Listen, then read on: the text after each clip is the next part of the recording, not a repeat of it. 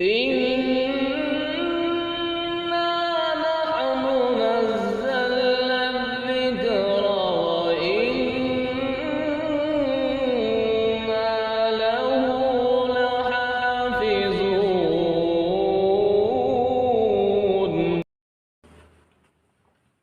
أعوذ بالله من الشيطان الرجيم. بسم الله الرحمن الرحيم. مثل الذين ينفقون أموالهم في سبيل الله كمثل حبة أنبتت 7 سنابل في كل سنبلة 100 حبة والله يضاعف لمن يشاء والله واسع عليم. الذين ينفقون أموالهم في سبيل الله ثم لا يتبعون ما أنفقوا منا ولا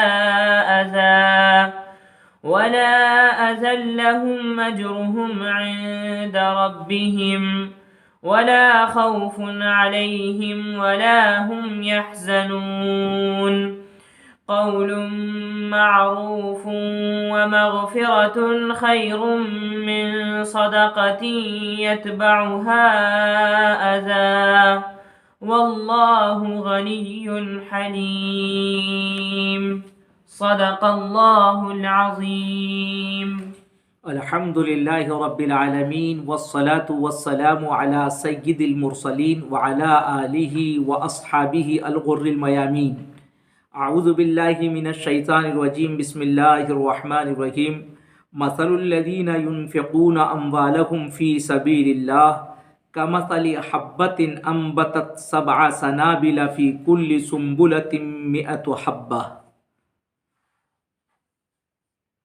ان آیات میں اور اس کے بعد تقریباً 2 رکوع اور تیسرے رکوع کی ابتدائی آیت میں انفاق فی سبیل اللہ، اللہ کے راستے میں مال خرچ کرنے کے فضائل، مسائل اور بعض شرائط بیان کیے گئے ہیں، اور ان آداب اور ان شرائط کا خیال رکھنا بہت ضروری ہے۔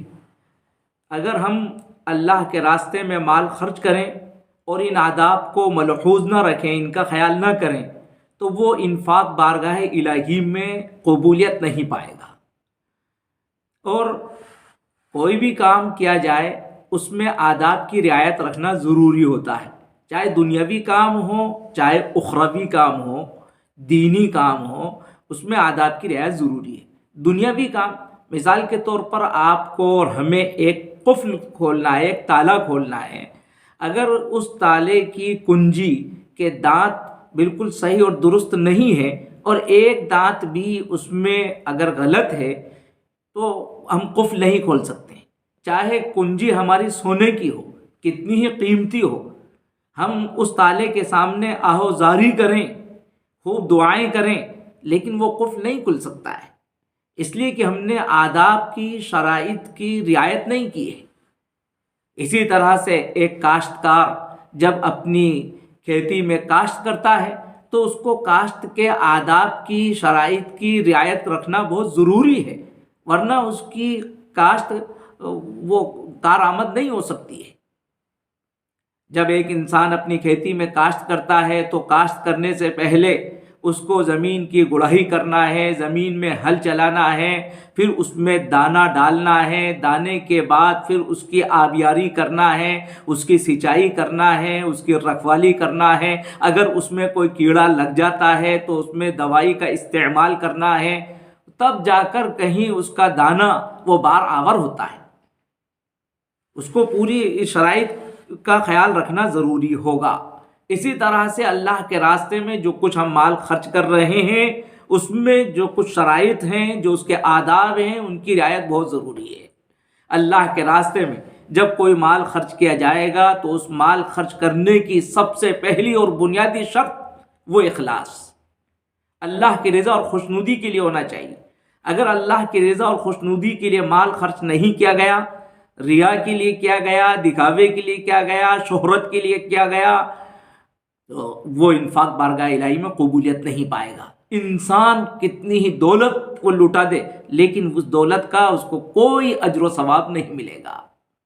جس مال کو وہ اللہ کے راستے میں خرچ کر رہا ہے وہ مال حلال ہونا چاہیے۔ اگر وہ حلال نہیں ہے، حرام مال ہے، وہ حرام مال کو خوب لٹاتا ہے اور اجر و ثواب کی امید کرتا ہے تو اس کو اجر و ثواب نہیں ملے گا، بلکہ یہ حرام مال صدقہ کرنے کی وجہ سے وہ اللہ سے قریب نہیں، اللہ سے دور ہو جائے گا، اللہ کی رحمت نہیں، اللہ کا غضب اس کو ملے گا۔ جب وہ اللہ کے راستے میں مال خرچ کرے تو وہ مال عمدہ ہونا چاہیے۔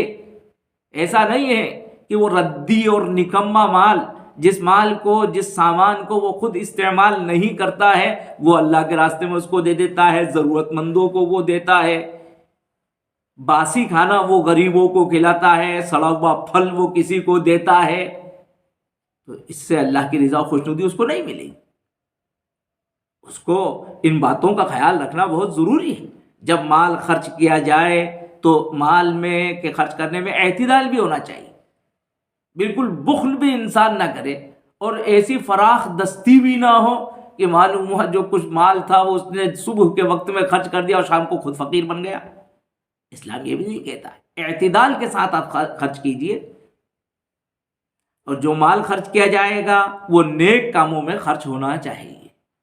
انسان ان تمام شرائط کا تو خیال کر رہا ہے لیکن مال وہ فضول خرچ کرتا ہے، شادی بیاہ میں اسراف کرتا ہے، فضول خرچی کرتا ہے، مال کو لٹا دیتا ہے، پانی کی طرح بہا دیتا ہے، بہت اخلاص سے خرچ کر رہا ہے، حلال مال خرچ کر رہا ہے، لیکن نیک کام میں خرچ نہیں کرتا ہے تو اس کا کوئی اجر و ثواب اس کو نہیں ملے گا۔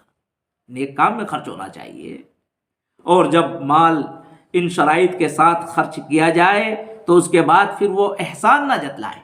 جس پر آپ نے مال خرچ کیا ہے زبان سے کبھی آپ حرف غلط کی طرح سے اس کا اظہار بھی نہ کریں، بنیادی شرط ہے۔ اگر آپ نے کبھی احسان جتلا دیا، میں نے فلاں کو اتنی دولت دی ہے اور یہ فلاں کا کام میں نے بنایا، فلاں کا گھر میں نے بنایا، فلاں کے کپڑے میں نے سلوائے، فلاں کی ضرورت میں میں نے تعاون کیا، آپ اس طرح سے اگر احسان جتلاتے ہیں تو وہ آپ کو اس انفاق کا، خرچ کرنے کا کوئی اجر و ثواب نہیں ملے گا۔ جیسے زبان سے کسی کو احسان نہ جتلایا جائے، اسی طرح سے عمل و کردار سے بھی احسان نہ جتلایا جائے، دل آزاری نہ کی جائے، اس کو کوئی ایذا اور تکلیف نہ پہنچائی جائے۔ بسا اوقات انسان زبان سے نہیں کہتا ہے لیکن اپنے عمل و کردار سے احسان جتلاتا ہے، اپنے عمل و کردار سے جس پر اس نے خرچ کیا اس کو تکلیف پہنچاتا ہے۔ اگر وہ ایسا کرتا ہے تو اس کو اس کے انفاق کا، اس کے خرچ کرنے کا کوئی اجر و ثواب نہیں ملے گا۔ یہ وہ بنیادی اور کلیدی باتیں ہیں جن کا تذکرہ انشاءاللہ ان آیات میں آئے گا۔ اور جو لوگ آداب کی رعایت کے ساتھ اللہ کے راستے میں مال خرچ کرتے ہیں، ان کا مال، ان کا انفاق ان کے لیے کیسے اجر و ثواب کا ذریعہ بنتا ہے، اس کو سب سے پہلے آیت کریمہ کے اندر بیان کیا گیا۔ فرمایا جاتا ہے مثل الذین ينفقون اموالکم فی سبیل اللہ، ان لوگوں کے مال کی، ان لوگوں کے خرچ کی مثال جو اپنا مال خرچ کرتے ہیں اللہ کے راستے میں، کمثل حبۃ، وہ اس دانے کی طرح سے ہے، انبتت 7 سنابل، جو 7 بالیں اگائے، فی کل سنبلۃ 100 حبہ، اور ہر بال کے اندر 100 دانے ہوں۔ اس طرح سے ان کا انفاق بارگاہ الہی میں قبولیت پاتا ہے۔ عبارت کی توجیہ ہو جائے آیت کریمہ میں مثل الذین ينفقون، مثل کے بعد یہاں ایک مضاف محذوف مانا جائے، یعنی مثل نفقات الذین ينفقون، ان لوگوں کے انفاق کی مثال جو اپنے مال کو خرچ کرتے ہیں فی سبیل اللہ، اللہ کے راستے میں۔ فی سبیل اللہ یہ قرآن مجید کی ایک اصطلاح ہے، یعنی وہ تمام امور جن کا تعلق نیکی سے ہے ان کے لیے لفظ استعمال ہوتا ہے فی سبیل اللہ، جس کو ہم دوسرے الفاظ میں یوں بھی کہہ سکتے ہیں کہ اسلام اور امت مسلمہ کی فلاح و بہبود کے لیے جو کچھ خرچ کیا جائے۔ اللہ کے بندوں کی ضروریات میں جو کچھ خرچ کیا جائے اللہ کے حکم کے مطابق وہ سب فی سبیل اللہ ہے۔ کمثل حبۃ، اس کی مثال بتائی جاتی ہے کہ وہ ایک دانے کی طریقے سے، یعنی اللہ کے نزدیک وہ جو انفاق کرتا ہے، وہ ایک رتی جو اللہ کے راستے میں وہ خرچ کر رہا ہے، اس کی مثال اللہ کے نزدیک ایسی ہے جیسے کہ 700 دانے کے بقدر۔ اللہ اکبر۔ کمثل حبۃ انبتت 7 سنابل فی کل سنبلۃ 100 حبہ، 1 روپیہ خرچ کرنے کا ثواب 700 روپیے کے بقدر۔ لیکن یہ بات جو یہاں ذکر کی گئی ہے وہ تحدید کے لیے نہیں ہے، یہ ترغیب کے لیے ہے۔ جتنا انسان مخلص ہوگا اور انفاق میں جتنی وہ محنت کرے گا تو بقدر مشقت بقدر اخلاص اس کا اجر بڑھتا رہے گا۔ عام حالات میں ایک مومن اگر اللہ کے راستے میں تھوڑا بھی صدقہ و خیرات کرتا ہے تو قرآن مجید تو یوں کہتا ہے من جاء بالحسنۃ فلہ عشر امثالھا، جو ایک نیکی بھی کرتا ہے اللہ رب العزت اس کو 10 گنا اللہ اس کو عطا فرماتے ہیں۔ 1 روپیہ آپ خرچ کریں گے 10 اللہ عطا فرمائیں گے، اور اگر اخلاص اور بھی زیادہ ہے اور انسان کی محنت اور مشقت اس میں اور زیادہ لگی ہوئی ہے تو اللہ اس کو 700 گنا بڑھا دیں گے، اور بھی زیادہ ہے تو اس کی کوئی، جیسا بھی آپ کو بتلایا گیا ہے کہ تحدید کے لیے نہیں ہے، واللہ یضاعف لمن یشاء، اللہ اس کو بڑھائیں گے جس کے لیے چاہیں گے۔ بس جو جتنا مخلص ہوگا اللہ رب العزت اس کی دولت کو کہ اجر و ثواب کو بڑھا دیں گے۔ اور جیسا کہ آیا ہے کہ ایک انسان اگر اخلاص کے ساتھ اللہ کے راستے میں ایک گٹلی بھی صدقہ کرتا ہے، ایک کھجور بھی وہ دیتا ہے، تو اللہ رب العزت جبل احد کے برابر اس کو بڑھا دے۔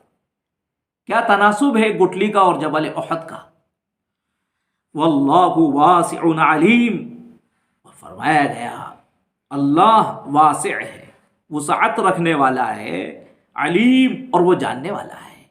واقعتاً یہاں جو اللہ کی صفات یہ بیان کی گئی ہیں، یہ اگر اللہ کے راستے میں خرچ والے کی نگاہ میں یہ صفات رہیں تو کبھی وہ انفاق سے خرچ کرنے سے پیچھے نہیں ہٹے گا۔ اللہ واسع ہے، یعنی وہ اگر اللہ کے راستے میں خرچ کرے گا تو خرچ کرنے سے کوئی کمی اور تنگی نہیں آئے گی، اس کو کبھی کوئی دشواری نہیں آئے گی، اس لیے کہ اس اللہ کی رضا و خوشنودی کے لیے وہ خرچ کر رہا ہے، وہ اللہ خوب وسعت دینے والا ہے۔ اور یہ وضاحت بھی کر دی گئی، یاد رہے اللہ علیم ہے، یعنی وہ جانتا ہے کون مخلص ہے کون غیر مخلص ہے، کون آداب کی رعایت کے ساتھ خرچ کر رہا ہے اور کون آداب کی رعایت نہیں رکھتا ہے۔ جو اللہ کے بتائے ہوئے احکام کی رعایت رکھے گا اللہ رب العزت اس کے انفاق میں برکت عطا فرمائیں گے۔ الذین ينفقون اموالهم فی سبیل اللہ ثم لا يتبعون ما انفقوا منا ولا اذى لهم اجرهم عند ربهم ولا خوف علیہم ولا هم يحزنون۔ اور بھی بشارتیں سنائی جا رہی ہیں، جو لوگ اپنے مال کو اللہ کے راستے میں خرچ کرتے ہیں، پھر جو کچھ انہوں نے خرچ کیا ہے اس کے بعد وہ نہ احسان جتلاتے ہیں نہ ایذا پہنچاتے ہیں، ان کے لیے اجر ہے ان کے رب کے پاس، اور ان پر کوئی خوف و خطرہ نہیں ہوگا اور نہ وہ افسردہ اور رنجیدہ ہوں گے۔ بس جب انسان خرچ کر دے تو خرچ کرنے کے بعد اب وہ احسان نہ جتلائے۔ یہاں 2 لفظ استعمال کیے گئے، من اور اذا، 2 لفظ ہیں۔ من کا تعلق زبان سے ہے، یعنی انسان زبان کے ذریعے سے احسان جتلا دے تو اس کی بھی ممانعت ہے۔ یہ حرام ہے اگر کوئی یہ کہہ دیتا ہے کہ میں نے ہی تو ان کو دیا ہے، میں نے ہی تو ان کے ساتھ یہ معاملہ کیا ہے، بس اس کا انفاق ضائع ہو جائے گا۔ اور حدیث شریف کے اندر بڑی وعید آئی ہے، حضرت رسول پاک صلی اللہ علیہ وسلم نے جن نامبارک لوگوں کا تذکرہ کیا کہ قیامت کے دن اللہ رب العزت رحمت کی نگاہ سے ان کو نہیں دیکھے گا، ان میں سے ایک شخص وہ بھی ہے منان، جو لوگوں پر احسان جتلاتا ہے، نیکیاں کرتا ہے اور اس کے بعد وہ جتلا دیتا ہے۔ قیامت کے دن وہ اللہ کی رحمت سے، نظر رحمت سے محروم ہوگا۔ کتنی بڑی محرومی کی بات ہے۔ ولا اذا، اور اذا کا تعلق عمل سے ہے، کردار سے کوئی تکلیف نہ پہنچائے۔ جب ہم نے انفاق کر دیا ہے، کسی کی ضرورت کو پورا کر دیا، تو اب مومن کا کردار تو ایسا ہوتا ہے کہ وہ ایک سلام کا بھی منتظر نہیں ہوتا۔ لا نريد منکم جزاء ولا شکورا، خرچ کرنے کے بعد ہم شکریہ کی بھی منتظر نہ رہیں کہ صاحب ہمارا وہ شکریہ ادا کرے گا۔ بہت سے مرتبہ انسان ایسے جملے کہہ دیتا ہے، میں نے اس کے ساتھ اتنا اچھا معاملہ کیا لیکن صاحب کبھی اس نے میرا شکریہ تک ادا نہیں کیا، اور وہ ہمارے سامنے سے گزر جاتے ہیں، سلام تک نہیں کرتے ہیں۔ بس ایک سلام کا منتظر رہنا یہ اپنی نیکی کو ضائع کرنا ہے، شکریہ کا منتظر رہنا یہ اپنے انفاق کو برباد کرنا ہے۔ اور جو سعادت مند ان آداب کی رعایت کرتے ہیں، قرآن مجید ان کو کیسی عظیم بشارت سناتا ہے، لہم اجرہم عند ربہم، ان کے لیے اجر ہے ان کے رب کے پاس، ان کے لیے جزا، ثواب، مقام عظیم ان کے لیے ہے۔ اور کہاں؟ عند ربہم، اللہ کے پاس۔ اس سے بڑھ کر اور کیا سعادت و خوش نصیبی ہو سکتی ہے کہ اللہ کے پاس اجر و ثواب ہو۔ ولا خوف علیہم ولا هم یحزنون، اور ان پر کوئی خطرہ نہیں ہوگا، یعنی قیامت میں اب ان کے لیے کوئی خطرہ نہیں ہے۔ یہ جنت کی ایک تعبیر ہے، ولا خوف علیہم ولا هم یحزنون، یعنی وہ جنت میں ہوں گے، وہ بس اب مسرت اور خوشیوں کے اندر ہوں گے، ان کو کوئی حزن و ملال نہیں ہوگا۔ خوف آئندہ پر ہوتا ہے، حزن یہ ماضی پر ہوتا ہے، یعنی ان کو اب اپنی دنیاوی زندگی پر بھی کوئی حزن نہیں ہوگا کہ ہم نے کوئی نیکی نہیں کی، ہمیں موقع ہوتا تو ہم نیکی کرتے، ہمیں توفیق ہوتی تو ہم یہ کرتے، بلکہ وہ خوش ہوں گے، شادماں ہوں گے۔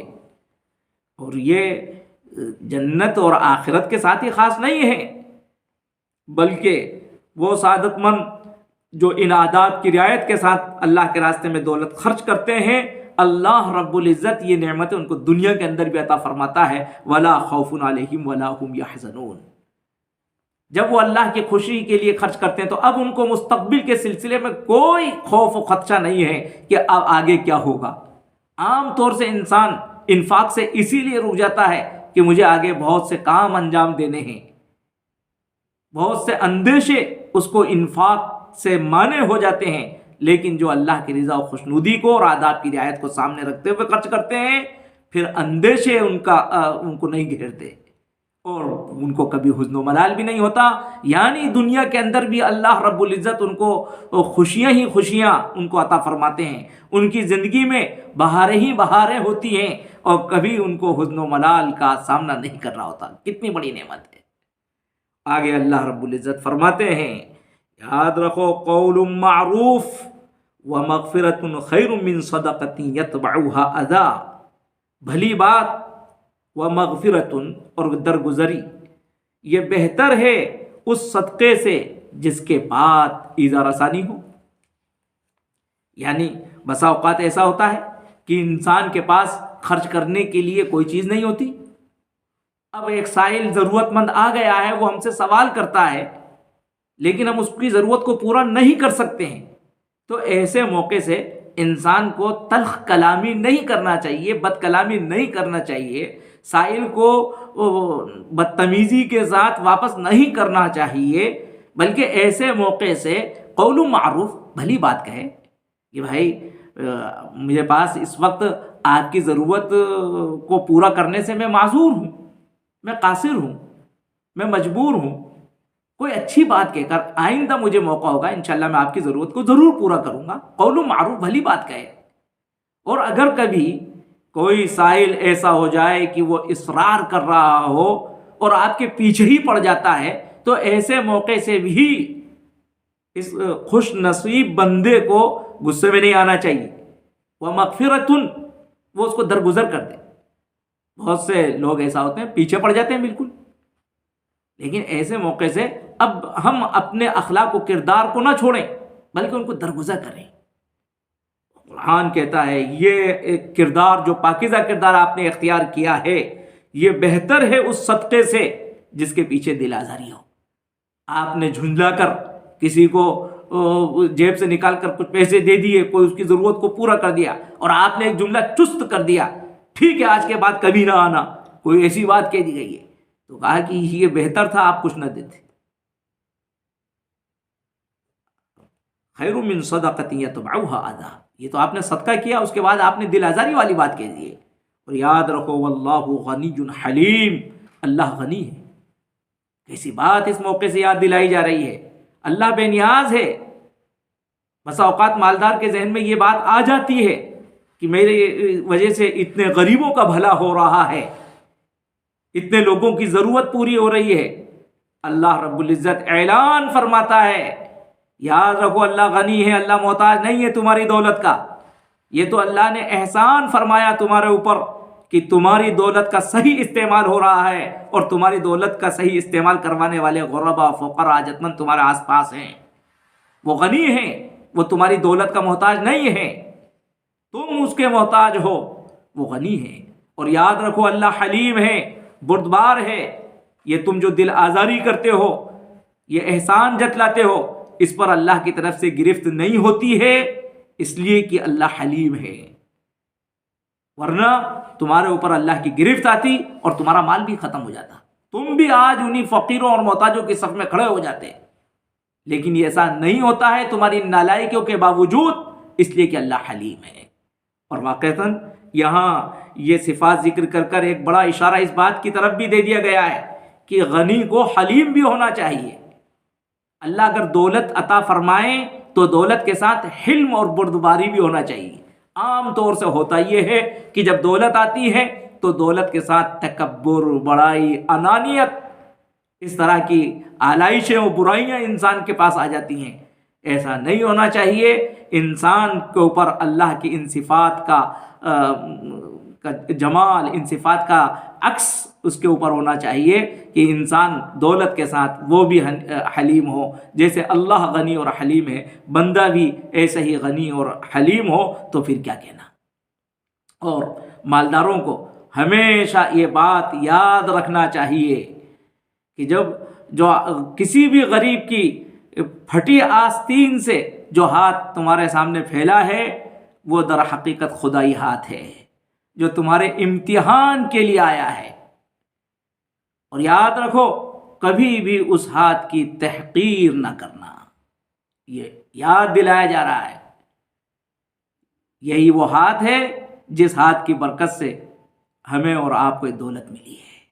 बस अल्लाह रब्बुल इज़्ज़त हमें आदाब और शराइत की रियायत करते हुए अल्लाह के रास्ते में इंफाक खर्च करने की तौफीक अता फरमाए। आमीन या रब्बल आलमीन।